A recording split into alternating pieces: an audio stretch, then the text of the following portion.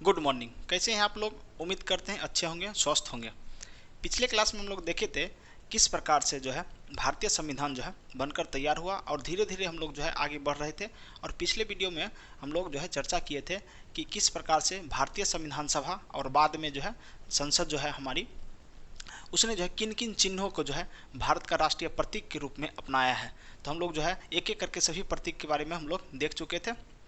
अगर आप लोग वो वीडियो नहीं देखे हैं तो आप देख लीजिए। उससे कभी कभी क्वेश्चन आ जाता है कि भारत का राष्ट्रीय झंडा क्या है, यानी भारत के राष्ट्रीय झंडा के बारे में पूछ लिया जाता है कि ऊपर में कौन सा कलर होता है, बीच में कौन सा कलर होता है और नीचे में कौन सा कलर होता है। उसके बाद लंबाई और चौड़ाई का अनुपात भी पूछ लिया जाता है। और उसके पश्चात जो है पूछा जाता है कि विदेशों में जो है सबसे प्रथम बार जो है भारत का झंडा किसने फहराया था, कब फहराया था, किस शहर में फहराया था।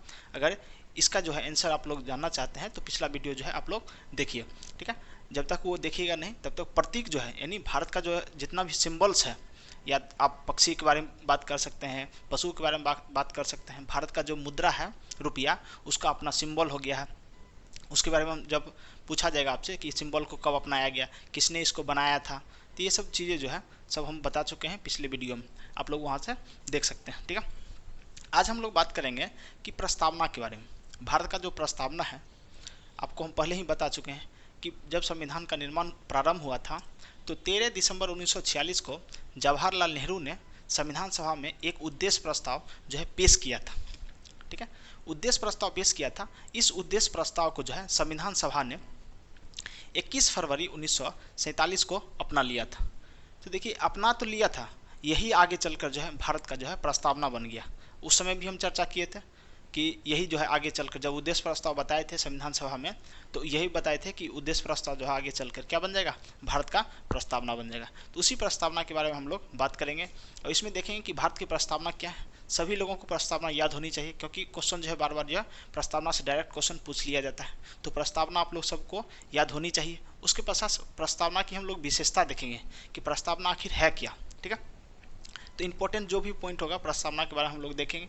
उसके पश्चात देखेंगे विवाद, क्योंकि प्रस्तावना से रिलेटेड जो है विवाद जो है देखने को मिलता है कि प्रस्तावना संविधान का अंग है या नहीं है, प्रस्तावना में संशोधन किया जा सकता है नहीं। तो ये सब जो है ये बार बार डिबेट ये चलते रहता है। सुप्रीम कोर्ट में बहुत सारा केस भी हुआ है, इससे रिलेटेड जो भी केस होगा वो हम लोग देखेंगे कि प्रस्तावना को सुप्रीम कोर्ट ने संविधान का अंग माना या नहीं माना, उसमें संशोधन कर सकती है संसद की नहीं कर सकती है, ठीक है। तो उसके बारे में हम लोग एक एक करके आज चर्चा करने वाले हैं, ठीक है। तो आप लोग जो है हेडिंग दे दीजिए प्रस्तावना। प्रस्तावना, प्रियम्बल, ठीक है। तो प्रस्तावना जो है भारत का, उसके बारे में हम लोग देखते हैं। उम्मीद करते हैं कि आप सभी को प्रस्तावना याद होगा। अगर याद नहीं है तो आप लोग याद करिए, जितना जल्दी हो सके प्रस्तावना को याद करना बहुत ही जरूरी है क्योंकि प्रस्तावना से जो है बार बार डायरेक्ट क्वेश्चन पूछा जा सकता है।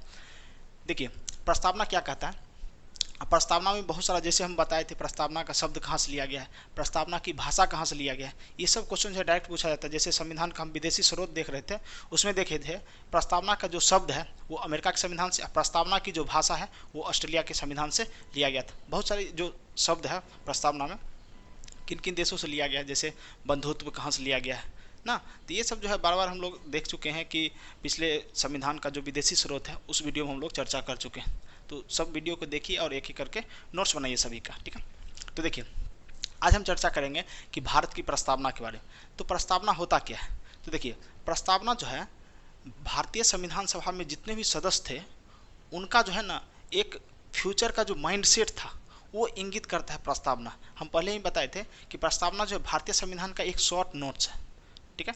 एक शॉर्ट नोट्स की तरह है कि विजन, यानी भारतीय संविधान बनाने वाले जो भी व्यक्ति थे उनका क्या विजन था संविधान बनाने के पीछे, वो विजन को इंगित करता है कौन, भारत की प्रस्तावना, ठीक है। तो प्रस्तावना कहता है कि हम भारत के लोग, we the people of India, हम भारत के लोग भारत को एक संपूर्ण प्रभुत्व संपन्न पंथ निरपेक्ष, देखिए प्रस्तावना में धर्म निरपेक्ष की चर्चा नहीं है। बार बार ये पूछा जाता है कि प्रस्तावना में जो है पंथ निरपेक्ष की चर्चा है या धर्म निरपेक्ष थी। तो प्रस्तावना में जो है हमेशा जो है पंथ निरपेक्ष की चर्चा होती है। और ये पंथ निरपेक्ष कब जोड़ा गया, क्योंकि मूल जब प्रस्तावना था उसमें ये शब्द इंगित नहीं किया गया था, लेकिन बाद में इसको जोड़ा गया। आगे हम जैसे जैसे बढ़ेंगे हम बताएंगे किस संशोधन के तहत और कब इसको जोड़ा गया। तो फिर से सुनिए, हम भारत के लोग भारत को एक संपूर्ण प्रभुत्व संपन्न समाजवादी पंथ निरपेक्ष लोकतंत्रात्मक गणराज्य बनाने के लिए तथा उसके समस्त नागरिकों को सामाजिक आर्थिक और राजनीतिक न्याय विचार अभिव्यक्ति विश्वास धर्म और उसकी उपासना की स्वतंत्रता प्रतिष्ठा और अवसर की समता प्राप्त कराने के लिए तथा उन सब में व्यक्ति की गरिमा और राष्ट्र की एकता अखंडता और जो राष्ट्र की एकता और अखंडता सुनिश्चित करने वाली बहुलता बढ़ाने के लिए दृढ़ संकल्प होकर संविधान सभा में यानी अपनी इस संविधान सभा में आज तारीख 26 नवंबर 1949 मिति मार्गशीर्ष शुक्ल सप्तमी 2006 विक्रम संवत यानी विक्रम संवत जो था हम बताए थे कि जब हम राष्ट्रीय चिन्ह हम देखे थे उसमें हम बताए थे संवत के बारे में। तो विक्रम संवत जो है 1957 तक भारत का राष्ट्रीय संवत था, पंचांग था। आप पिछला वीडियो में आप लोग देखे होंगे कि संवत के बारे में हम लोग देखे थे, विक्रम संवत, शक संवत और ग्रेगोरियन तीनों में कंपेयर करके भी देखे थे। तो फिर से देखिए आज तारीख 26 नवंबर 1949 मिति मार्गशीर्ष का मतलब क्या हुआ? मिति मतलब हो गया डेट, समय, और मार्गशीर्ष जो है महीना है। जब हम पंचांग के बारे में देख रहे थे, कैलेंडर जब पढ़ रहे थे, तो उसमें हम लोग हिंदी कैलेंडर के जितने भी महीना हैं सब का नाम हम लोग पढ़े थे। उसमें आया था मिति मार्गशीर्ष यानी उसको बोलते अघन महीना। तो अघन महीना का समय था जिसमें संविधान को संविधान सभा ने अपनाया था, उस डेट की बात है। मिति मार्गशीर्ष शुक्ल सप्तमी यानी देखिए महीना में 2 पक्ष होता है, 15 दिन होता है कृष्ण पक्ष, 15 दिन होता है शुक्ल पक्ष। यानी शुक्ल मतलब होता है इंजोरिया रात यानी उजाला वाली रात होती है, और कृष्ण पक्ष मतलब होता है अंधेरा वाली रात को हम लोग कृष्ण पक्ष बोलते हैं। ठीक है, तो इस संविधान के प्रस्तावना में लिखा हुआ है कि मिति मार्गशीर्ष शुक्ल सप्तमी 2006, ठीक है, और विक्रम संवती ये क्या है? शुक्ल सप्तमी तो शुक्ल पक्ष था, सप्तमी था, उसके पश्चात 2006 का समय था। हिंदी कैलेंडर विक्रम संवत के अनुसार जो है 26 नवंबर जो है 2006 को यानी 2006 को जो है प्रस्तावना और भारत का जो संविधान है वो पूरी तरह से जो है संविधान सभा ने अपना लिया कि यही संविधान जो है भारत का संविधान होगा। ठीक है, उसके पश्चात लास्ट में देखते हैं, लास्ट जो लाइन आता है कि एतद् द्वारा इस संविधान को अंगीकृत, अधिनियमित और आत्मअर्पित करते हैं। ठीक है, तो इस प्रकार से जो है आपको प्रस्तावना को याद करनी है। और ऐसे नहीं हम जो स्लो अभी तो है हम तो आप लोग को समझा रहे हैं, तो क्या हुआ कि हम लोग स्लो बोले, लेकिन स्लो नहीं, इसको फास्ट याद करना है। ठीक है, फास्ट बोलकर बताना है कि प्रस्तावना के बारे में, यानी अगर बार बार प्रैक्टिस करिएगा आप तो बहुत लगेगा समय, क्या 20 से 25 सेकेंड, हाँ काफ़ी है, 20 से 25 सेकेंड समय में आप जो है पूरी प्रस्तावनाओं को आप लोग बोल सकते हैं। ठीक है, हम भारत के लोग भारत को एक संपूर्ण प्रभुत्व संपन्न समाजवादी पंथ निरपेक्ष लोकतंत्रात्मक गणराज्य बनाने के लिए तथा उसके समस्त नागरिकों को सामाजिक आर्थिक और राजनीतिक न्याय विचार अभिव्यक्ति विश्वास धर्म और उसकी उपासना की स्वतंत्रता प्रतिष्ठा और अवसर की समता प्राप्त कराने के लिए तथा उन सब में व्यक्ति की गरिमा राष्ट्र की एकता और अखंडता सुनिश्चित करने वाली महत्ता बढ़ाने के लिए दृढ़ संकल्प होकर आज इस संविधान सभा में आज तारीख जो है 26 नवंबर 1949 मिति मार्गशीर्ष शुक्ल सप्तमी 2006 विक्रमी को एतद् द्वारा संविधान को अंगीकृत, अधिनियमित और आत्मअर्पित करते हैं। इस प्रकार से जो है आपको पूरी प्रस्तावना को याद करना है। ठीक है, तो देखिए प्रस्तावना में जो है कुछ शब्द की चर्चा है, उस शब्द के बारे में हम लोग थोड़ा सा देखते हैं। उसके पश्चात देखिए प्रस्तावना को हम पूरे लिखेंगे नहीं, आपको कहीं से जो है प्रस्तावना को लिखना है, या गूगल से सर्च करके लिखिए या किसी किताब से लिखिए, लेकिन प्रस्तावना को आपको खुद से लिखना है। हम सिर्फ चलते हैं कि प्रस्तावना क्या क्या शब्द वर्णित है उसके बारे में हम लोग बात करते हैं। देखिए प्रस्तावना कहता है कि हम भारत के लोग भारत को एक संपूर्ण, देखिए संपूर्ण प्रभुत्व संपन्न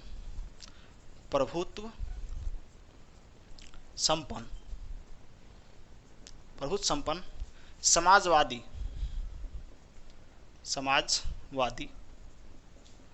पंथ निरपेक्ष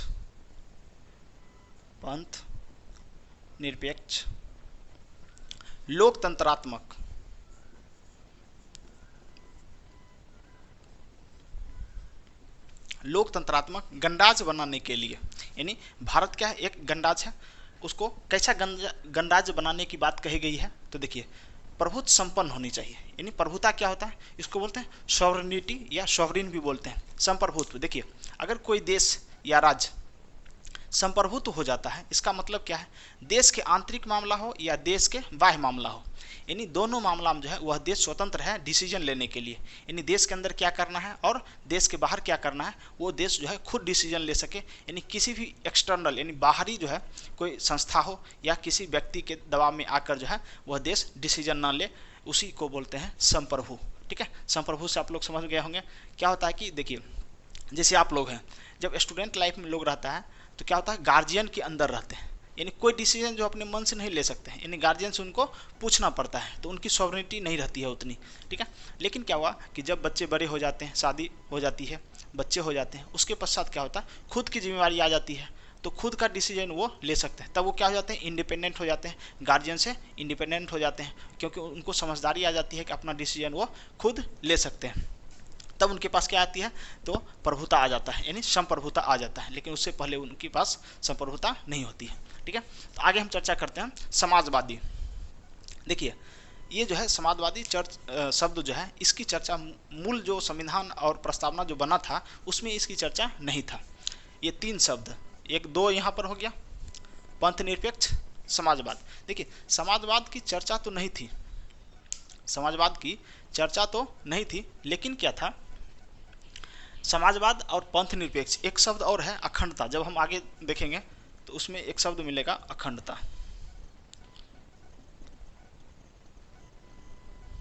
अखंडता,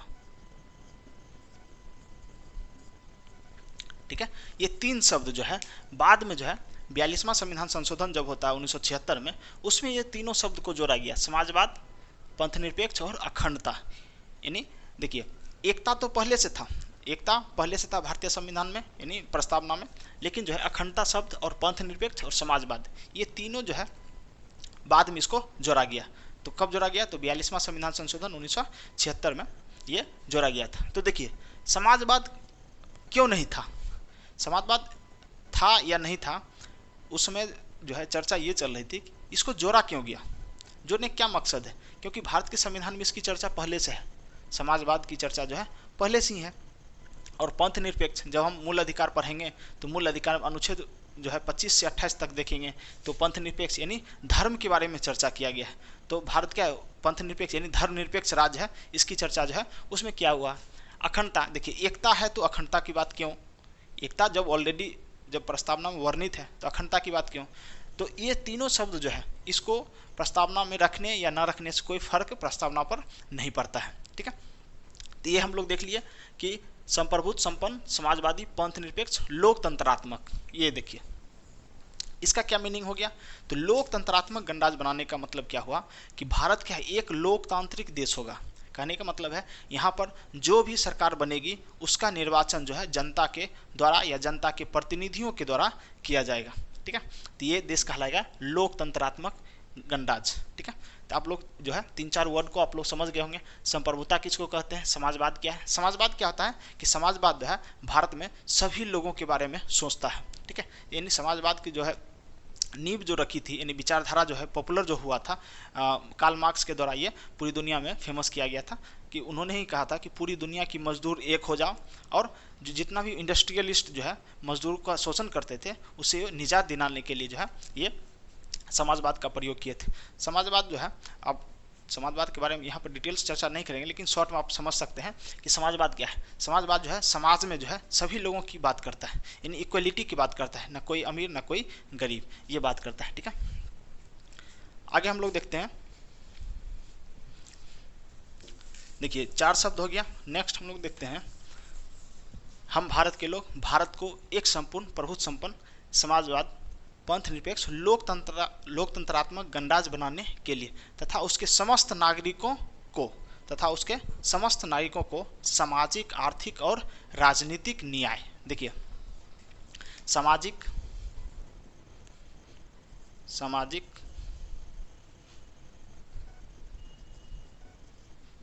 आर्थिक एवं राजनीतिक राजनीतिक न्याय, यहाँ पर न्याय लिखते हैं, ठीक है। तो देखिए प्रस्तावना की विशेषता में भी हम लोग देखेंगे कि जो प्रस्तावना जो हमारी है उसकी क्या विशेषता है। तो उसमें हम बताएंगे कि प्रस्तावना की विशेषता में जो है न्याय 3 प्रकार की चर्चा की गई है। तो कभी कभी क्वेश्चन पूछा जाता है, डायरेक्ट क्वेश्चन पूछ लिया जाता है, कितने प्रकार की न्याय की चर्चा जो है भारत के प्रस्तावना में किया गया। तो 3 प्रकार की न्याय की चर्चा किया गया।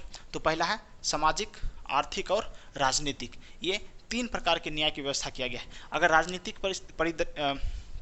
राजनीतिक परिवेश में अगर हम लोग देखते हैं तो क्या हुआ कि राजनीतिक मामला में अगर किसी व्यक्ति को अधिकार नहीं मिलता है, जैसे भारत में कहा जाता है कि कोई भी व्यक्ति जो है चुनाव लड़ सकता है, चाहे वो पढ़ा लिखा हो, चाहे अमीर हो, गरीब हो, कोई भी व्यक्ति चुनाव लड़ सकता है। अगर उसको चुनाव लड़ने से वंचित किया जाता है तब वो जो है सुप्रीम कोर्ट में या हाई कोर्ट में कहीं पर जो है अपना अधिकार मांग सकता है।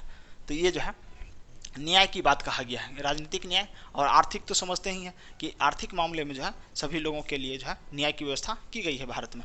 उसके बाद सामाजिक स्तर पर किसी लोगों के साथ यानी किसी व्यक्ति के साथ अगर भेदभाव होता है तो उसके लिए भी वो जो है न्याय मांग सकता है। तो कितने प्रकार की न्याय की बात कही गई? 3 प्रकार के, सामाजिक, आर्थिक और राजनीतिक न्याय की बात कही गई, ठीक है। आगे देखते हैं।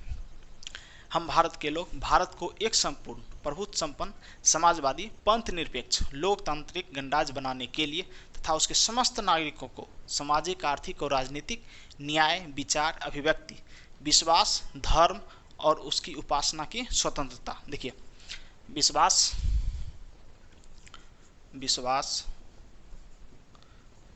धर्म और उसकी उपासना की स्वतंत्रता। तो क्वेश्चन पूछता है कि संविधान जो प्रस्तावना है उसमें कितने प्रकार की जो है स्वतंत्रता की चर्चा की गई है, यानी किस किस प्रकार की स्वतंत्रता की बात कही गई है। तो देखिए, तो पहले ये शब्द आता है सामाजिक, आर्थिक और राजनीतिक न्याय। ये क्या है? ये तीनों न्याय है। उसके बाद विचार, अभिव्यक्ति, यहाँ पर विचार, अभिव्यक्ति,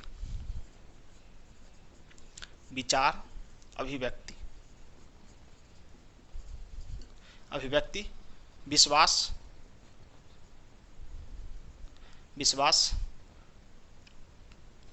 धर्म और यहाँ से कंटिन्यू उसकी उपासना, यानी धर्म और उसकी उपासना की स्वतंत्रता। देखिए विचार, अभिव्यक्ति, विश्वास, धर्म और उसकी उपासना की स्वतंत्रता। तो भारत के जो प्रस्तावना है उसमें जो है स्वतंत्रता के बारे में चर्चा की गई। और किस किस प्रकार की स्वतंत्रता?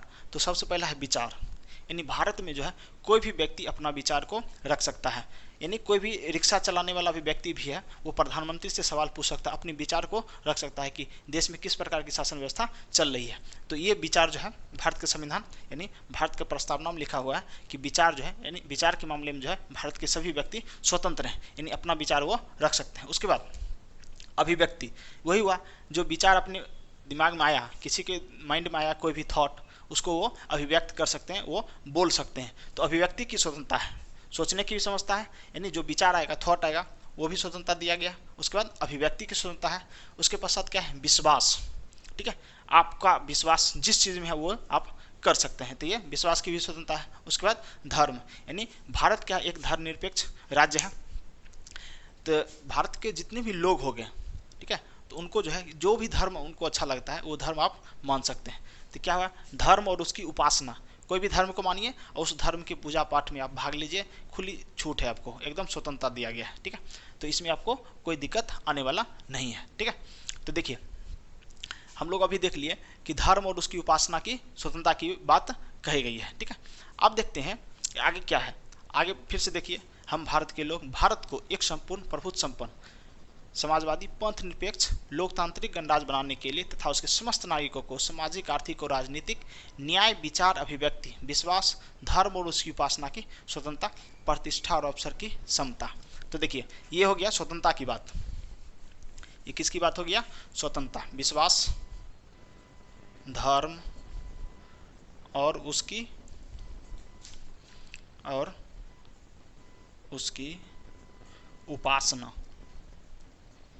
उपासना की स्वतंत्रता, ये स्वतंत्रता की चर्चा किया गया, तो ये हो गया स्वतंत्रता। अब हम लोग देखते हैं कि विश्वास, धर्म और उसकी उपासना की स्वतंत्रता। आगे जब हम लोग बढ़ते हैं तो उसमें हमको देखने को मिलता है कि किस प्रकार से प्रतिष्ठा और अवसर की समानता की बात कही गई। प्रतिष्ठा और अवसर की समानता, देखिए समानता या समता, समानता बोलिए या समता बोलिए।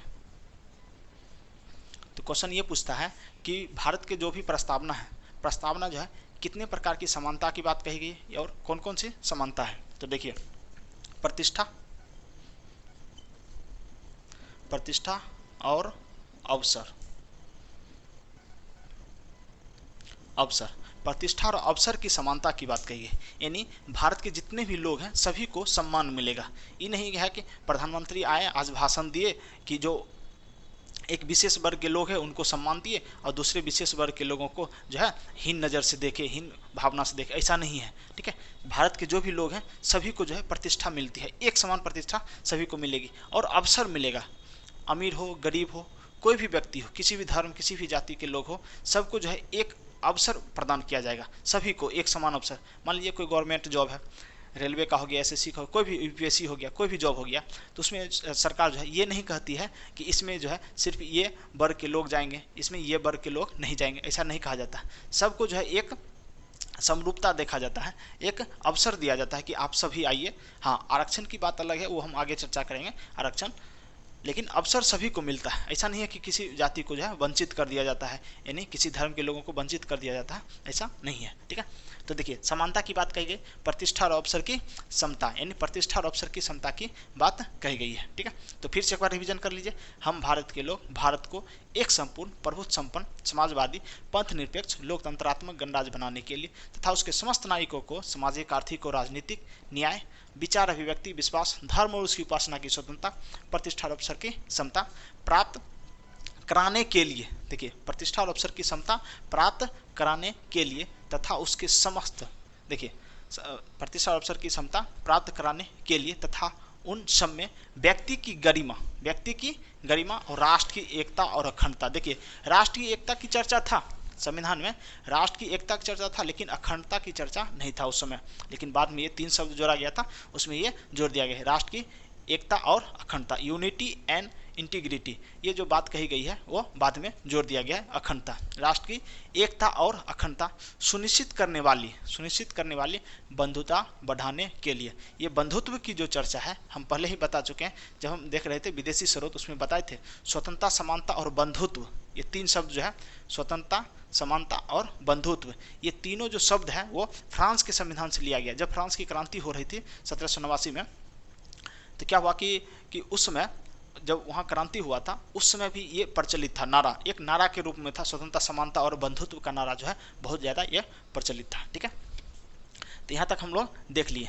आगे हम लोग देखते हैं एकता और अखंडता के बारे में। तो देखिए एकता क्या होता है, यूनिटी, यानी भारत के जितने भी पीपल हैं वो सब एक साथ जो है बंधे रहेंगे, भाईचारा के रूप में बंधे रहेंगे और देश की एकता के लिए काम करेंगे। कभी भी जो है अखंडता की बात नहीं करेंगे, यानी देश के टूटने की बात कोई नहीं करेंगे, सभी किसकी बात करेंगे, तो एकता की बात करेंगे। ठीक है, तो ये संविधान जो है, संविधान सभा जो है ये प्रस्तावना को जो है स्वीकार कर लिया था 26 नवंबर 1949 को, यानी 26 नवंबर 1949 को जो है संविधान सभा के द्वारा जो है भारत के प्रस्तावना और संविधान दोनों को जो है अपना लिया गया था। देखिए पहले संविधान को अपनाया गया और बाद में प्रस्तावना को, उसी दिन अपनाया गया, लेकिन पहले संविधान को उसके बाद प्रस्तावना को। अब देखिए प्रस्तावना के बारे में थोड़ा सा हम देखते हैं। अब चर्चा ये चलता है कि प्रस्तावना संविधान का भाग है या नहीं। ठीक है, तो वो हम थोड़ा देखेंगे, उससे पहले हम देख लेते हैं थोड़ा सी विशेषता।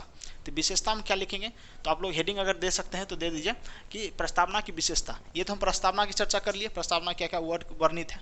अब प्रस्तावना की विशेषता में जब देखते हैं तो विशेषता में भी यही वर्ड देखते हैं क्या, तो देखिए प्रस्तावना जो हमारा है वो 3 प्रकार की न्याय की बात करता है। ठीक है, उसके बाद जो है स्वतंत्रता की बात करता है, कौन कौन स्वतंत्रता, विचार, अभिव्यक्ति, विश्वास, धर्म और उसकी उपासना की स्वतंत्रता। ठीक है, जब समानता की बात करता है तो अवसर और प्रतिष्ठा, देखिए प्रतिष्ठा और अवसर की जो है समता की बात करता है, समानता की बात करता है। तो ये भी यही जो है, यही वर्ड जो है हम लोग फिर से उसमें देखते हैं कि भारत की जो है जो प्रस्तावना है उसकी क्या विशेषता है। ठीक है, अब देखिए एक क्वेश्चन इससे पूछा जाता है कि जो भारत की प्रस्तावना है, प्रस्तावना को किसने जो है आत्मा कहा था। प्रस्तावना को किसने जो है आत्मा की संज्ञा दिया था। ठीक है, तो वो ये सब क्वेश्चन जो है पूछने को देखने को मिलता है। और एक क्वेश्चन और बनता है कि किसने कहा था कि प्रस्तावना जो है संविधान निर्माताओं का दीर्घकालिक विचार है, यानी बहुत दिनों तक जो विचार चला था उसका एक स्वरूप देखने को मिलता है। तो देखिए पहला क्वेश्चन है कि प्रस्तावना जो है संविधान, यानी संविधान के जो अनुच्छेद 32 है उसको भी कहा जाता है कि संविधान का आत्मा, और प्रस्तावना को भी कहा जाता है। तो क्वेश्चन ये बनता है कि किसने संविधान के जो प्रस्तावना है उसको आत्मा कहा था और किसने जो है अनुच्छेद 32 को तो आत्मा कहा था। तो देखिए बी आर अम्बेडकर ने अनुच्छेद 32 को, अनुच्छेद जब हम लोग क्या बोलते हैं कि अनुच्छेद 32 यानी 12 से लेकर 36 तक हम जब देखेंगे उसमें मूल अधिकार की चर्चा जब करेंगे तो मूल अधिकार में हम लोग देखेंगे कि अनुच्छेद 32 जो है वो एक महत्वपूर्ण आर्टिकल है जिसमें जो है सुप्रीम कोर्ट जो है रिट जारी करती है और जितने भी मौलिक अधिकार मिला है उसको संरक्षण की बात करती है अनुच्छेद 32 के तहत। तो अनुच्छेद 32 को जो है बी आर अम्बेडकर ने कहा था ये संविधान का जो है आत्मा यानी सॉल और हार्ट के है, यानी कहने का मतलब जो है आत्मा और हृदय की चर्चा जो है वो किसने कहा था, तो बी आर अम्बेडकर के द्वारा कहा गया था।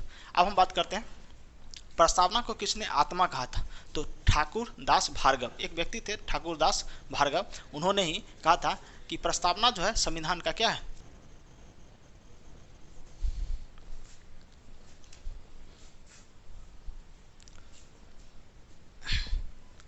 अगला देखिए अनुच्छेद 32 को किसने संविधान का आत्मा और हृदय कहा था। देखिए आत्मा एवं हृदय, ठीक है, हार्ट एंड सॉल, ये कहा था बी आर अम्बेडकर ने, बी आर अम्बेडकर। ठीक है, तो ये दो क्वेश्चन हो गया।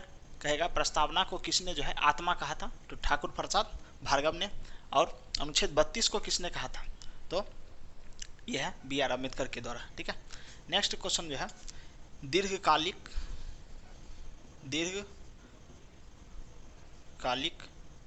सपनों का विचार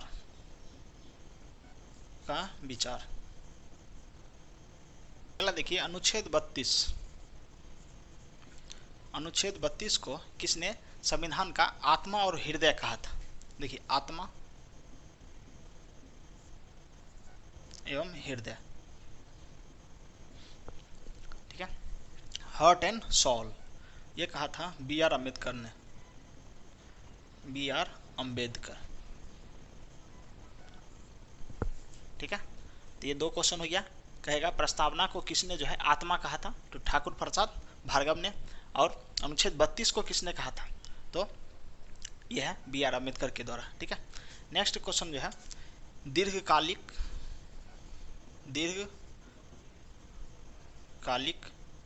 सपनों का विचार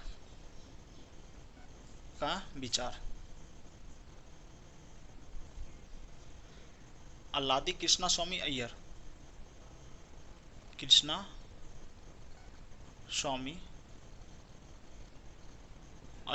ठीक है, अल्लादी कृष्णा स्वामी अय्यर ने कहा था कि प्रस्तावना जो है ना हमारी दीर्घकालिक सपनों का एक विचार है, जो थॉट जो है बहुत दिनों से हम लोग दिमाग में चल रहा था वही जो है एक शॉर्ट में जो है ये प्रस्तावना में हम लोग झलक देखने को मिलता है। ठीक है, तो ये हो गया प्रस्तावना के बारे में जो है इंपॉर्टेंट पॉइंट जो पूछा जाता है। आगे देखिए कि कभी कभी पूछा जाता है कि संविधान का जो प्रस्तावना है उसमें संशोधन कितनी बार हुआ है, तो मात्र एक बार संशोधन हुआ है। अभी हम चर्चा किए थे 42वां संविधान संशोधन 1976 में जब संशोधन किया गया था तो उसमें 3 शब्द को जोड़ा गया था, समाजवाद, पंथ निरपेक्ष और अखंडता। तो कितने बार संशोधन हुआ, तो केवल एक बार संशोधन 42nd अमेंडमेंट, 42वां संशोधन 1976 को, इसमें जो है 3 शब्द को जोड़ा गया था, समाजवाद, पंथ निरपेक्ष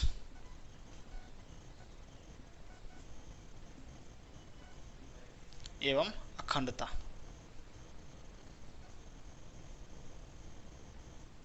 अखंडता, ये 3 शब्द को जो है जोड़ा गया था संविधान के प्रस्तावना में। ठीक है, तो ये हम लोग देख लिए किस प्रकार से संविधान सभा ने संविधान की प्रस्तावना को अपनाया। संविधान में क्या क्या जो प्रस्तावना में वर्ड है उसके वर्ड के बारे में हम लोग देखे थे, कौन कौन सा वर्ड है। कभी कभी पूछ लिया जाता है कि निम्नलिखित में से जो है जितने भी वर्ड दिया रहेगा 5-6 वर्ड दे दिया रहेगा, कहेगा कि प्रस्तावना के निम्नलिखित शब्दों को जो है एक श्रेणी क्रम में सजाइए, मतलब कौन शब्द पहले आता है कौन शब्द बाद में आता है। तो जिसको प्रस्तावना याद रहता है वो सजा पाता है उस क्रम को, और जिसके याद नहीं रहता वो तो फिर उल्टा पुल्टा कर देगा।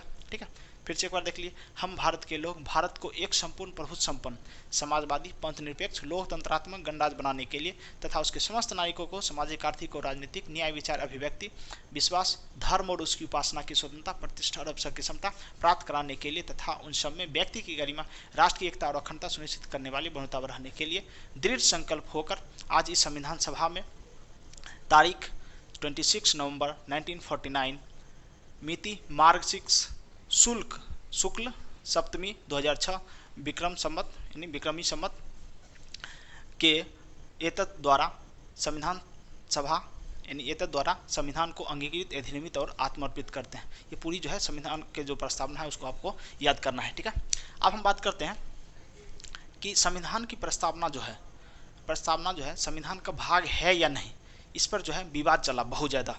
ठीक है, तो देखिए क्या होता है कि कुछ लोग जब बच्चे की प्लानिंग करते हैं कि चलिए कि अब जो है शादी उदी हो गया, अब हम बच्चे की प्लानिंग करते हैं कि अब जो है 1-2 बच्चा जो है पैदा होना ही चाहिए, उसकी परवरिश करेंगे, फिर पढ़ाई लिखाई, फिर शादी ब्याह उसकी करेंगे।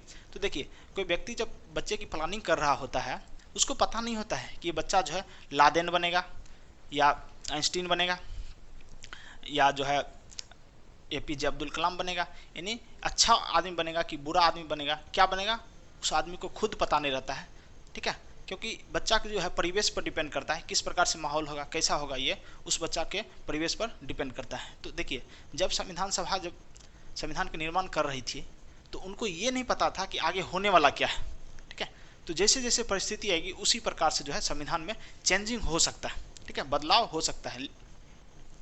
तो ये बात जो है बाद में रियलाइज़ हुआ, क्योंकि देखिए तुरंत जब संविधान बना और संविधान जब लागू हो गया 26 जनवरी 1950 को जब संविधान लागू हो गया उसके पश्चात जो है 1951-52 में चुनाव होता है। उसके बाद संसद जो है लोकसभा और राज्यसभा दोनों मिलकर जो है कार्य करना प्रारंभ कर देती है। तो क्या हुआ कि सबसे पहला जो संविधान में संशोधन किया गया वो किया गया 9वीं अनुसूची को जोड़ा गया। ठीक है, 9वीं अनुसूची को क्या किया गया, जोड़ दिया गया संविधान में। जब संविधान लागू हुआ था हम बताए थे संविधान को जो अपनाया गया था या लागू बात करते हैं तो उस समय जो बताए थे 395 अनुच्छेद 22 भाग और 8 अनुसूची जो है लागू किया गया था। लेकिन जब पहला संविधान संशोधन हुआ 1951 में, यानी जब स्टार्ट हुआ लोकसभा स्टार्ट हुआ और पहला संविधान संशोधन हुआ और वो था लैंड रिफॉर्म का मुद्दा था। यानी भारत में क्या था कि बहुत ऐसे लोग थे जिनके पास बहुत ज़्यादा ज़मीन थी, बहुत ज़्यादा ज़मीन थी, लेकिन कुछ लोग ऐसे थे जो एक किसान छोटे किसान के तौर पर थे या मजदूर कह सकते हैं, उनके पास ज़मीन नहीं के बराबर था या नहीं थे, दूसरे की ज़मीन में खेती करते थे, किसानी करते थे। तो क्या हुआ, सरकार ने डिसीजन लिया कि एक लिमिट कर दिया कि इतना ही ज़मीन आप रख सकते हैं, इससे अगर ज़्यादा है तो सरकार ले लेगी और छोटे किसानों को या जो भी गरीब है मजदूर है उसको दे देगी कि ताकि जो है अपना अनाज उत्पादन करके अपना पेट भरण यानी खाने के लिए उपयोग कर सके, अगर ज़्यादा हुआ तो उसको आप बेच भी सकते हैं। तो सरकार ये डिसीजन ली और 9वीं अनुसूची को संविधान में जोड़ा गया। ठीक है, तो 9वीं अनुसूची क्या कहता है कि भारत में जितना भी ज़मीन था यानी उसका क्या करना है, फिर से रिफॉर्म करना है। मतलब क्या हुआ कि छोटे छोटे किसान जो भी थे सबको ज़मीन देना, बड़े बड़े किसान से लेकर। ठीक है, तो ये किया गया। अब हम बात करते हैं कि इस प्रस्तावना संविधान का भाग है या नहीं। तो देखिए हुआ क्या कि देश का जब बंटवारा हो रहा था, हम बताए थे कि भारतीय स्वतंत्रता अधिनियम आया था, उसके तहत भारत को जो है 2 भागों में बांटना था, भारत और पाकिस्तान। तो पाकिस्तान 2 साइड बना, एक पूर्व साइड बना एक पश्चिम साइड बना, उसको बोलते थे पूर्वी पाकिस्तान, इसको बोलते थे पश्चिमी पाकिस्तान। तो क्या हुआ कि एक व्यक्ति को भेजा गया ब्रिटिश गवर्नमेंट के द्वारा जिनका नाम था सर सिरिल रेडक्लिफ जो थे वो भारत को आए थे डिवीज़न करने के लिए, बांटने के लिए आए थे। तो क्या हुआ कि उनको एक दिमाग में आइडिया आया कि क्यों ना हम क्या करते हैं कि जितना भी पुलिस स्टेशन है सबको पकड़ लेते हैं और मिला देते हैं और कहेंगे यही जो है भारत का जो है सीमा रेखा है। अभी हम लोग बात करते हैं कि भारत और पाकिस्तान के बीच कौन सी रेखा है, तो रेडक्लिफ लाइन है, उसी के द्वारा जो है डिसाइड किया गया था सर सिरिल रेडक्लिफ के द्वारा। अब उन्होंने क्या किया कि जितने भी रेलवे स्टेशन से सबको पकड़ के मिला दिया। अब क्या बताएं हुआ क्या? हुआ ये, किसी का बाथरूम पाकिस्तान में अब बेडरूम हो गया इंडिया में, किसी का गैया जो है पाकिस्तान में साइड में जो है गैया बैठी है यानी खड़ी होकर, और उसका लादी जो है ना, लादी जिसमें वो गैया खाती है, वो आ गया भारत में। अब बताइए, अब क्या हुआ, कोई दादी और कोई दादा, बूढ़े लोग रहते हैं घर में, तो क्या होता है कि दादी का कमरा अलग रहता है, दादा का कमरा अलग रहता है। तो क्या हुआ कि दादी चल गई पाकिस्तान में, दादा चल गए भारत में। यानी बहुत सारा मामला जो है ऐसा देखने को मिला था, और ये मामला जो है बहुत ज़्यादा बंगाल के क्षेत्र में देखने को मिला। जब देश का बंटवारा हो गया उसके पश्चात जो है 57-58 जब समय आया था, तो क्या हुआ कि उसमें प्रधानमंत्री जो थे पाकिस्तान का फिरोज़ खान नून थे। फिरोज़ खान नून का कहना था, देखिए बांग्लादेश तो बन ही गया 1971 में, लेकिन उससे पहले वो पूर्वी पाकिस्तान था। तो हुआ क्या, फिरोज़ खान नून का कहना था कि जो बंगाल का, जो अभी पश्चिम बंगाल है, बंगाल का जो एक क्षेत्र है बेरुवरी, ठीक है, बहुत महत्वपूर्ण मुद्दा है, इसके बारे में हम लोग को देखना है। तो आप लोग हेडिंग दे दीजिएगा, प्रस्तावना संविधान का भाग है या नहीं, ठीक है, इस पर विवाद हुआ था, ठीक है, संविधान का भाग है या नहीं। अगर हम बात करते हैं प्रस्तावना संविधान का भाग है या नहीं, भाग है या नहीं, ठीक है। तो देखिए एक एग्जाम्पल से समझते हैं हम लोग। जब मान लीजिए हम लोग कोई किताब खरीदने जाते हैं या कोई कॉपी खरीदने जाते हैं, तो अक्सर देखने को मिलता है किताब के ऊपर जो है या तो कुछ ऐसा मतलब मोटिवेशनल क्योट लिखा रहता है, या कुछ शायरी लिखा रहता है, कुछ भी जो है ऐसा इंपॉर्टेंट चीज़ रहता है कि जो नहीं भी रहे फिर भी हमारा किताब जो है चलेगा, एकदम अच्छे से चलेगा, ठीक है, और रहता है फिर भी चलेगा, क्योंकि वो किताब के साथ हमेशा चलते रहता है। ऐसा थोड़ी होता है कि कुछ उसमें लिखा हुआ हम फाड़ के बिक देते हैं, ऐसा नहीं होता है। जब हम किताब खरीदते हैं तो उसके साथ आ जाता है। उसी प्रकार से संविधान का जो प्रस्तावना है संविधान के साथ चलता है। कुछ लोगों का कहना, देखिए इसमें दो लोग आते हैं, एक लोग ये आते हैं कहते हैं कि नहीं ये भाग है, दूसरे आते हैं कहते हैं भाग नहीं है, यानी दो प्रकार के लोग जो है इसमें सोचने वाले मिलते हैं। तो देखिए एक भाग क्या हुआ, एक भाग हुआ कि जो हम 22 भाग की चर्चा करते हैं, तो वो भाग की हम बात नहीं करते हैं। ये भाग जो था मूल संविधान में 22 गो था, अभी जो है 25 गो है, जब हम आगे इसके जस्ट बाद जो है जब ये क्लास खत्म होगी तो अगले क्लास में हम लोग 22 भाग और अनुसूची के बारे में हम लोग चर्चा करेंगे। तो देखिए वर्तमान संविधान में देखेंगे तो 22 भाग तो 1 2 3 हम काउंट करेंगे तो 22 है, लेकिन क ख ग अगर काउंट करेंगे तो वो 25 हो जाती है। तो ये भाग की चर्चा नहीं है। संविधान जो ऐसा नहीं है कि ये 26वां भाग हम मान लें या 23वां भाग हम मान लें संविधान का, ये प्रस्तावना को, ये भाग हम बात नहीं कर रहे हैं। भाग मतलब होता है पार्ट, यानी संविधान का जो है अंग है कि नहीं, हम इस पर चर्चा करने वाले हैं कि ये प्रस्तावना जो है संविधान का अंग है या नहीं है, ठीक है। तो देखिए कि जब ये विवाद आया, बेरुवरी का मामला था, पहला मामला क्या आया था, बेरुवरी।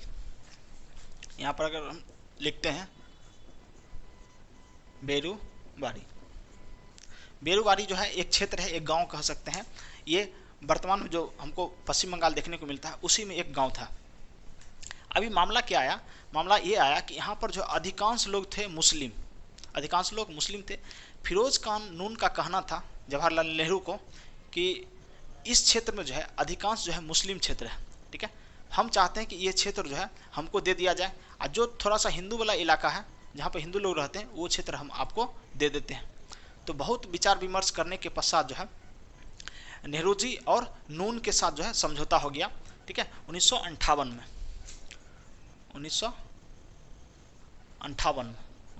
में समझौता हो गया। इस समझौता को बोलते हैं नेहरू नून समझौता, नेहरू नून NN, नेहरू नून समझौता इसको बोलते हैं। तो कभी क्वेश्चन आपसे पूछ लिया जाता है कि नेहरू नून समझौता जो है कब हुआ था, तो 1958 में हुआ था नेहरू नून समझौता।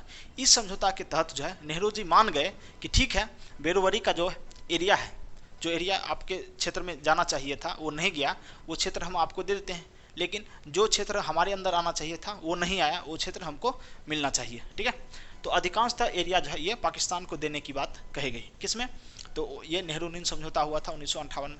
आप देश के प्रधानमंत्री हैं, निर्णय ले लिए हैं, समझौता हो गया है, ठीक है, तो देना है कैसे, ये संविधान में चर्चा है ही नहीं कि जो है अपनी ज़मीन को जो है किसी दूसरे देश को हम किस प्रकार से दें। ठीक है, तो देखिए अब हुआ क्या, नेहरू जी असमंजस में पड़ गए, पहुंच गए राजेंद्र प्रसाद के पास। राजेंद्र प्रसाद उसमें राष्ट्रपति थे देश के। अब राजेंद्र प्रसाद जो है संविधान बनाने वाली जो भी संविधान सभा थी उसके वो अध्यक्ष रह चुके थे, आँख से जो है लाइव देखे थे किस प्रकार से संविधान बनाए थे, उनको सब कुछ पता था क्या संविधान में लिखा है क्या नहीं लिखा है, उनको इस बारे में पूरा ख्याल था। उनको जो है दिमाग में घंटी बजी, ये बात तो हम कहीं लिखे ही नहीं है कि भारत सरकार जो है अपनी ज़मीन को किसी दूसरे देश को दे सकती है, ये चीज़ तो लिखा ही नहीं है उसमें। ठीक है, तो जब हम आगे हम जब भाग 1 पढ़ेंगे, भाग 1 में आर्टिकल 2 कहता है कि भारत सरकार जो है किसी भी विदेशी क्षेत्र को अपने देश में मिला सकती है। इसी के तहत जो है सिक्किम को जो है भारत का जो है राज्य बनाया गया। आगे जब हम चर्चा करेंगे भाग 1 उसमें हम लोग डिटेल से देखेंगे कि सिक्किम जो है कब भारत का जो है पहले सह राज्य बना उसके बाद राज्य बना। तो देखिए, तो ये हो गया आर्टिकल 2। अब आर्टिकल 3 क्या कहता है, जब आप विदेशी राज्य को आप मिला लिए या अपने राज्य के जो भी क्षेत्र है उसमें परिवर्तन करना चाहते हैं, उसके नाम में परिवर्तन करना चाहते हैं, उसको 2 भाग करना चाहते हैं, कर सकते हैं। कहने का मतलब है अनुच्छेद 2 कहता है किसी भी विदेशी राज्य को अपने में मिला लीजिए, जब मिल गया उसको मार के कूच के जैसे भी रखना आपको रखिए, तोड़ फोड़ इधर उधर जो भी करना है कर सकते हैं। तो हुआ क्या, लेकिन इसमें चर्चा ही नहीं था कि अपनी ज़मीन को जो है दूसरे देश को दे सकते हैं, ये चर्चा संविधान में नहीं था। तो देखिए अब हुआ क्या, ये मामला जो है राजेंद्र प्रसाद के पास पहुंच गया। अब उनको भी समझ में नहीं आ रहा था कि करे तो करे क्या, यानी किस प्रकार से जो है अपने क्षेत्र को जो है किसी दूसरे देश को हम लोग दे सकते हैं। तो ये राजेंद्र प्रसाद को भी समझ में नहीं आ रहा था। तो संविधान का एक अनुच्छेद है उसको बोलते हैं आर्टिकल 143। आर्टिकल 143 कहता है कि अगर जब राष्ट्रपति को समझ में ना आए कि संविधान जो है कुछ लिखा ही नहीं है जिसके बारे में जो वो निर्णय ले सके, तो वो जो है सुप्रीम कोर्ट से परामर्श ले सकते हैं। यानी राष्ट्रपति जो है आर्टिकल 143 के तहत अगर उनको संविधान स्पष्ट अगर कुछ नहीं दिखता है तो वो सुप्रीम कोर्ट से सलाह ले सकते हैं। ठीक है, अब सलाह जो है अगर सुप्रीम कोर्ट दे दिया तो सलाह मानने के लिए राष्ट्रपति बाधित नहीं है, यानी मान भी सकते हैं और नहीं भी मान सकते हैं। तो ये मामला चल गया कहाँ पर, सुप्रीम कोर्ट। बेरुबरी का जो मामला था वो कहाँ चल गया, सुप्रीम कोर्ट चल गया। अब देखिए संविधान में अगर हम संशोधन करना चाहते हैं तो 2 तरह से कर सकते हैं। एक होता है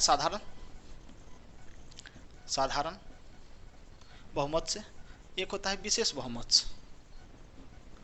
विशेष बहुमत से अगर हम संविधान में संशोधन करके अगर अपना ज़मीन जो है किसी दूसरे देश को दे देते हैं तो उसमें 2 तरीका होना चाहिए, एक साधारण बहुमत, एक विशेष बहुमत।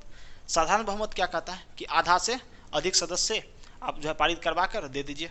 विशेष बहुमत यानी 2/3 जो भी सदन में सदस्य हैं उसका 2/3 सदस्य होनी चाहिए। तो ये हो गया विशेष बहुमत। ये 2 प्रकार का हो गया। अब देखिए अब एक होता है अनुच्छेद 368। 368 में जो है संविधान संशोधन के बारे में पूरी प्रक्रिया जो है डिटेल से वर्णित है, ये 368। अब हुआ क्या कि सरकार जो है राजेंद्र प्रसाद से पूछी, यानी जो राष्ट्रपति थे उनसे पूछी कि क्या हम जो है संविधान में संशोधन करके ये ज़मीन जो है पाकिस्तान को दे सकते हैं। तो राजेंद्र प्रसाद बोले कि इसके बारे में जो है संविधान में कोई वर्णन है ही नहीं, कोई चर्चा है ही नहीं, हम जो है सुप्रीम कोर्ट से सलाह मांगते हैं। तो ये मामला पहुंच गया सुप्रीम कोर्ट। अब सुप्रीम कोर्ट भी असमंजस में पड़ गया कि क्या इनको हम बोलें कि संविधान में संशोधन करें कि ना करें।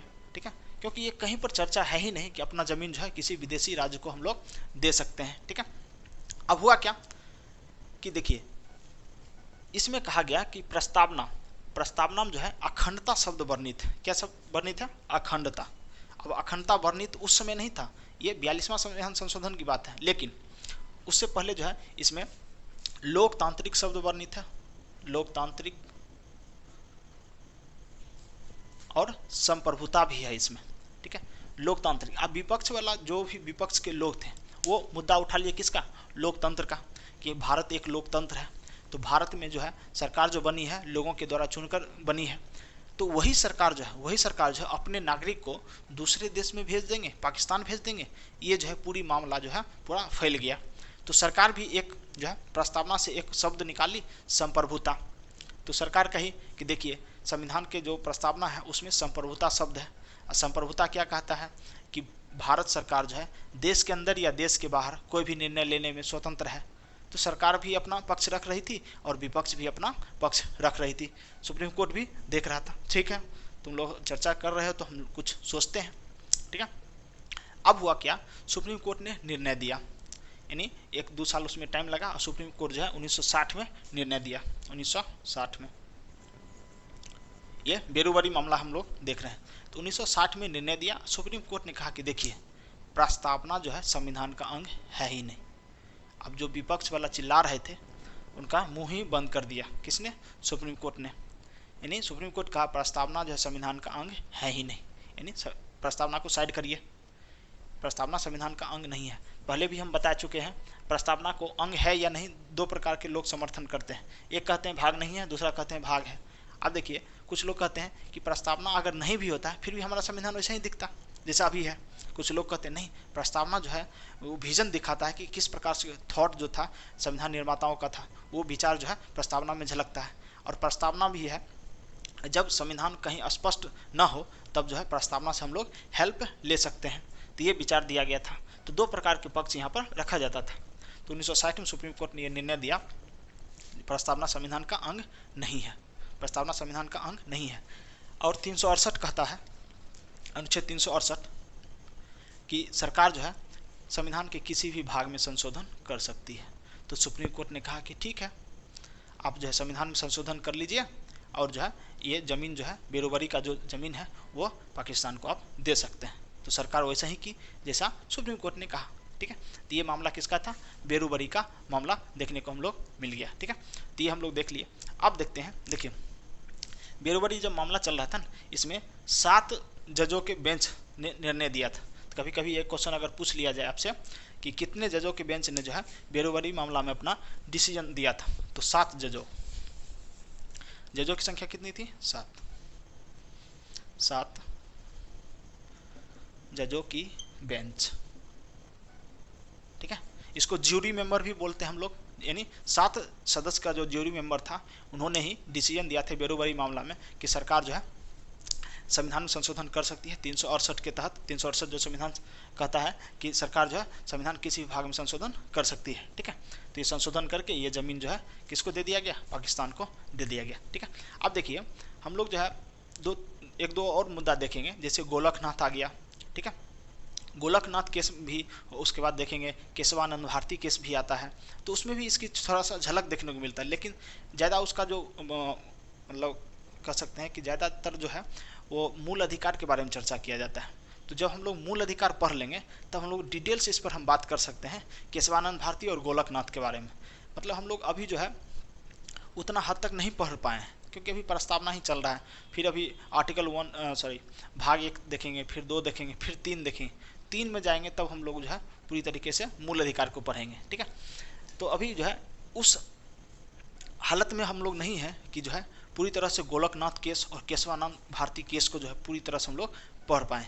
ठीक है, तो हम लोग जो है एक रेफरेंस के तौर पर देखेंगे कि उन दोनों केस में जो है प्रस्तावना को क्या माना गया, संविधान का भाग माना गया या संविधान का भाग नहीं माना गया।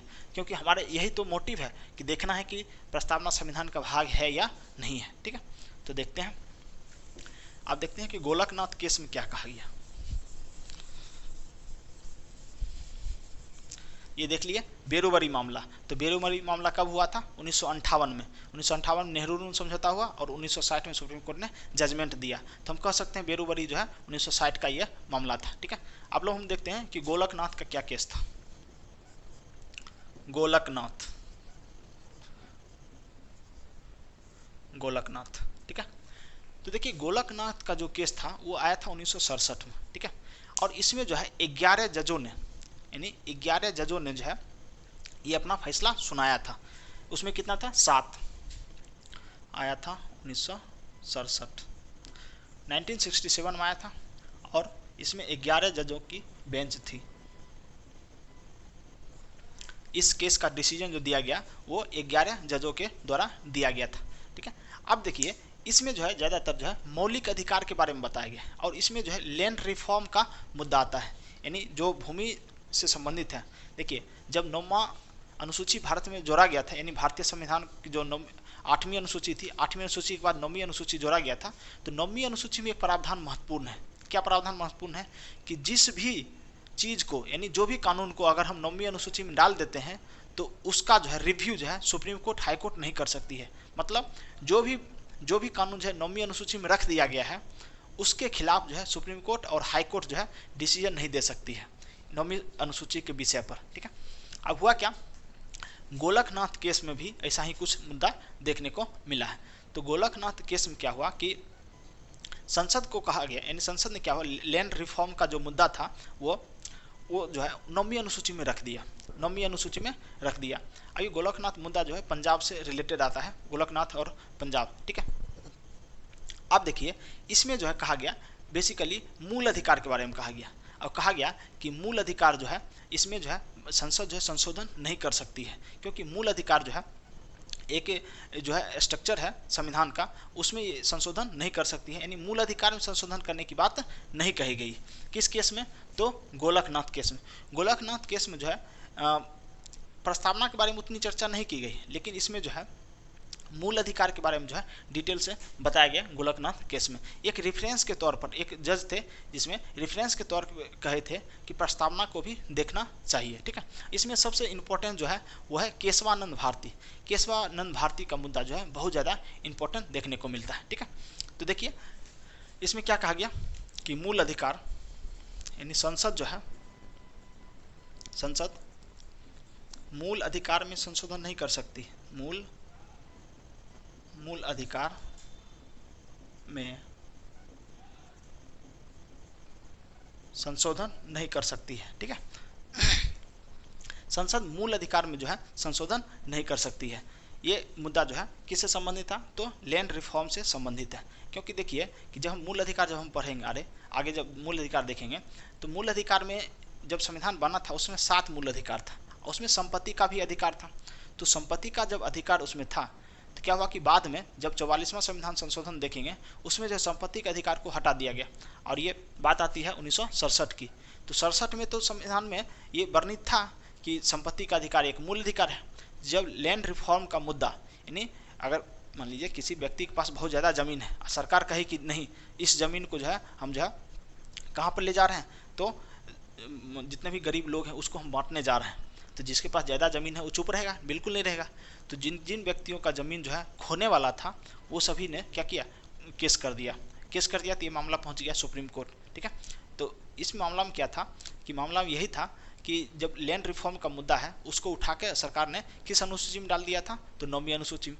9वीं अनुसूची में सुप्रीम कोर्ट जो है और हाई कोर्ट कोई भी जो है फैसला नहीं ले सकती है। लेकिन ये मुद्दा को जो है डाइवर्ट करके क्वेश्चन पूछा गया सुप्रीम कोर्ट या हाई कोर्ट से पूछा गया कि क्या संसद को ये शक्ति है कि मूल अधिकार में संशोधन कर सकती है, क्योंकि मूल अधिकार का ही तो बात था, संपत्ति का अधिकार एक मूल अधिकार था, और उसी को संशोधन करके और सरकार कहाँ उसको रख देती, अनुसूची 9 में रख देती है। तो 9 में रख देती है तो लोगों के द्वारा क्वेश्चन पूछा गया सुप्रीम कोर्ट से, क्या संसद को इतनी पावर है कि मूल अधिकार में संशोधन कर सके। तो गोलकनाथ केस में सुप्रीम कोर्ट ने बताया कि नहीं, संसद जो है मूल अधिकार में संशोधन नहीं कर सकती है। ठीक है, तो ये मामला था। आगे हम लोग देखते हैं केशवानंद भारती। केशवानंद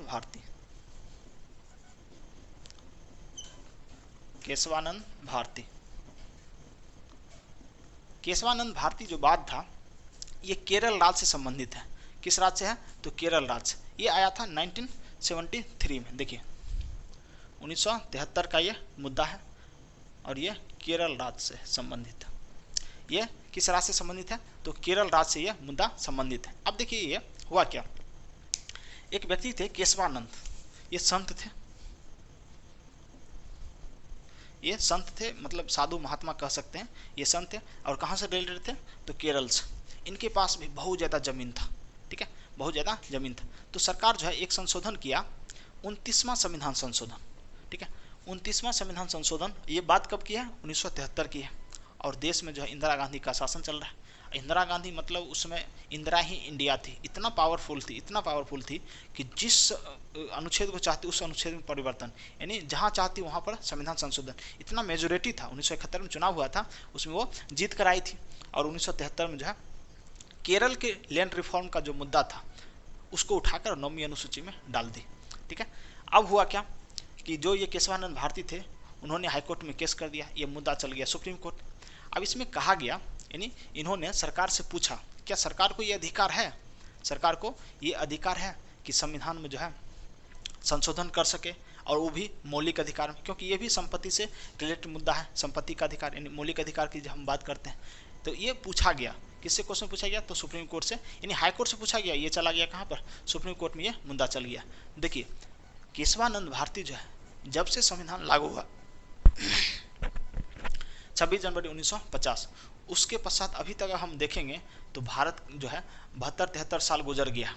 तो 72-73 साल में जो है अभी तक का सबसे बड़ी जो बेंच है, यानी जो डिसीजन सुप्रीम कोर्ट के जजों ने दिया है वो 13 जजों की बेंच है, केशवानंद भारती। ठीक है, यानी इतनी बड़ी जजमेंट है, इसको देखते ही मन करता है कि 21 तोपों की सलामी दे दे, यानी इतना ही पावरफुल जो है जजमेंट था। ठीक है, तो कितने जजों की बेंच थी, तो 13 जजों की, 13 जजों की बेंच ने जो है केशवानंद भारती मामले में जो है सुनवाई दिया था। ठीक है, अब इसमें क्या कहा गया, इसमें कहा गया कि देखिए मूल अधिकार जो है ना उसमें संशोधन सरकार कर सकती है। देखिए जो गोलकनाथ केस है, गोलकनाथ केस के मुद्दा को जो है फिर से पलट दिया सुप्रीम कोर्ट ने, अपने जजमेंट में फिर से रिव्यू कर लिया। देखिए सुप्रीम कोर्ट में ये अधिकार है कि अगर छोटे जजों की बेंच जो डिसीजन लिया उसको चेंज कर सके बड़े जजों की बेंच। तो देखिए जब गोलकनाथ का मुद्दा आया था उसमें 11 जजों की बेंच थी और इसमें 13 जजों की बेंच, तो 11 और यहाँ पर 13, तो 13 जजों की बेंच जो है अधिक है, इसलिए जो है इसने क्या किया, जो पहले गोलकनाथ में आया था जजमेंट कि मौलिक अधिकार में संशोधन नहीं कर सकती है संसद, उस निर्णय को जो है सुप्रीम कोर्ट ने पलट दिया, यानी वापस ले लिया और कहा कि देखिए मूल अधिकार में संशोधन जो है संसद कर सकती है। कहा कि लेकिन, यानी खूब खुश हो गया संसद खुश हो गया, यानी सब मिठाई बांटने लगा, क्या बड़ी बात है, बोल दिया है सुप्रीम कोर्ट ने कि जो है मूल अधिकार में भी संशोधन कर सकते हैं। तो हुआ क्या, थोड़ी देर के बाद कहा कि लेकिन, बट, किंतु, परंतु, जब ये शब्द आ जाता है तो किसी का भी दिमाग घूम जाता है, क्या लेकिन क्या है बोल रहे हैं। तो सुप्रीम कोर्ट कहा लेकिन मूल ढांचे में परिवर्तन नहीं कर सकते हैं आप। ठीक है, और मौलिक अधिकार जो है मूल ढांचा नहीं है संविधान का, इसलिए जो है आप इसमें संशोधन कर सकते हैं। अब क्या हुआ, सरकार पूछा कि बताइए ये मूल अधिकार ये मूल ढांचा क्या आ गया, यानी बेसिक स्ट्रक्चर क्या है। कहा कि देखिए ये जो अभी हम नहीं बता सकते हैं, लेकिन जब जब केस आएगा तब हम आपको बता सकते हैं कि ये मूल ढांचा आता है या नहीं आता है। देखिए संविधान जो है संसद को ये अधिकार दिया है कि आप संविधान में जो है संशोधन कर सकते हैं, कुछ खराबी आ गई तो उसको आप चेंज कर सकते हैं, लेकिन जो है जड़ से ही उसको उखाड़ नहीं सकते हैं। आप जो फिर से संविधान को बना नहीं सकते हैं, सिर्फ संविधान के जो है ढांचा में परिवर्तन किए बिना ही संशोधन कर सकते हैं। ये अधिकार आपको संविधान देता है, न कि संविधान को बदलने के, फिर से संविधान बनाने के अधिकार आपको नहीं दिया जाता है। तो ये केशवानंद भारती मुद्दा में क्या कहा गया कि प्रस्तावना जो है, प्रस्तावना संविधान का भाग है, ये मान लिया कि संविधान का जो है भाग है। देखिए प्रस्तावना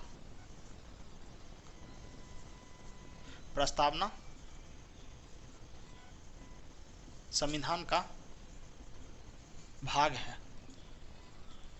क्वेश्चन पूछा जाता है कि क्या केशवानंद भारती बाद में प्रस्तावना को संविधान का भाग माना गया या नहीं माना गया, तो बिल्कुल माना गया। ठीक है, मान लिया गया कि प्रस्तावना जो है संविधान का भाग है। ठीक है, और कहा गया कि मूल अधिकार में भी संसद संशोधन कर सकती है, लेकिन संविधान के मूल ढांचे में संशोधन नहीं कर सकती है।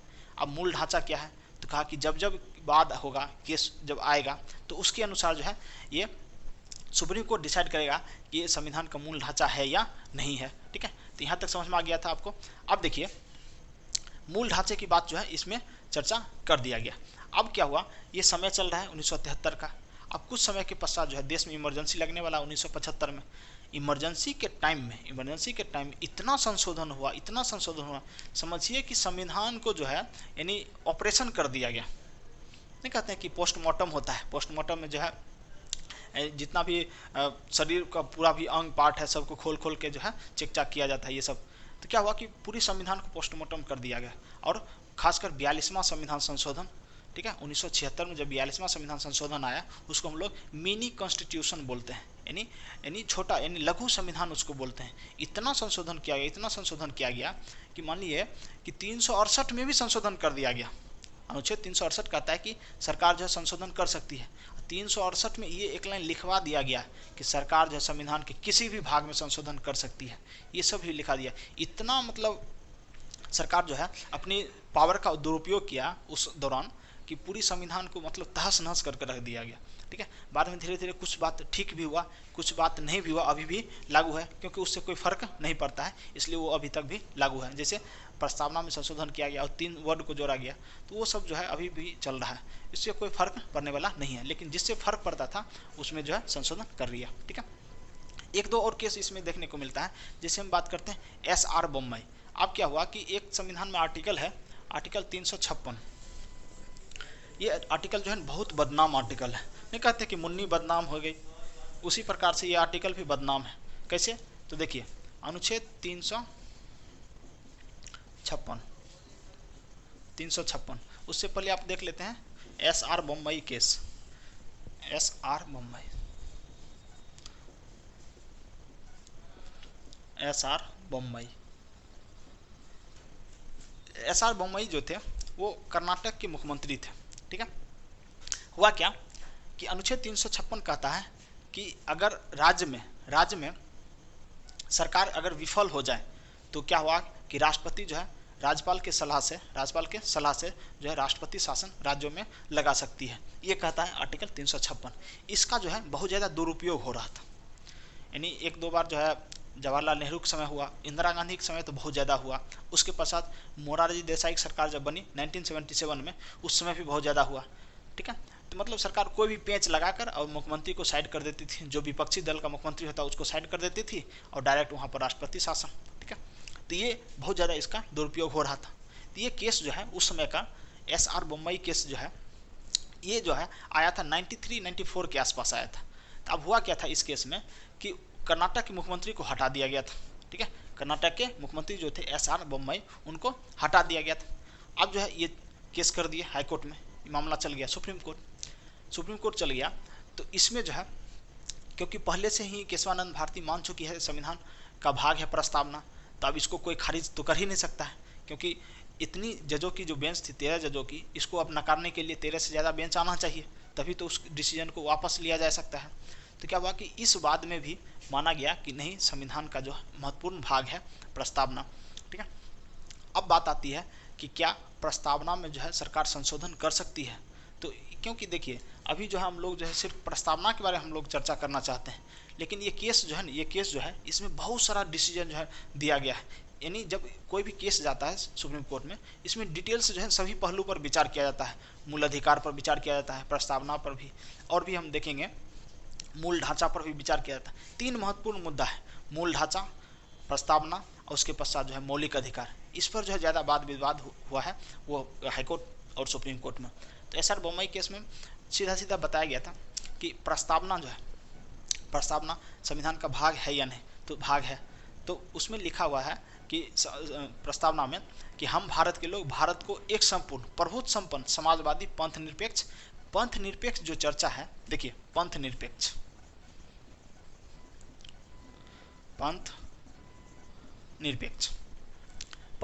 कहता है कि भारत जो है सेकुलर कंट्री है। क्या है? सेकुलर कंट्री है। अगर मान लीजिए कि सरकार ने आरोप लगाया कि अगर किसी राज्य में सेकुलर तरीके से जो है अगर वहाँ पर शासन व्यवस्था मुख्यमंत्री नहीं देखते हैं, तब हम उसको हटाकर वहाँ पर राष्ट्रपति शासन लगा देते हैं। तो ये आरोप जो है SR बोम्मई पर लगाया गया था और इसी के तहत जो हुआ सुप्रीम कोर्ट चले गए थे। सुप्रीम कोर्ट ने निर्णय भी दिया कि नहीं, ये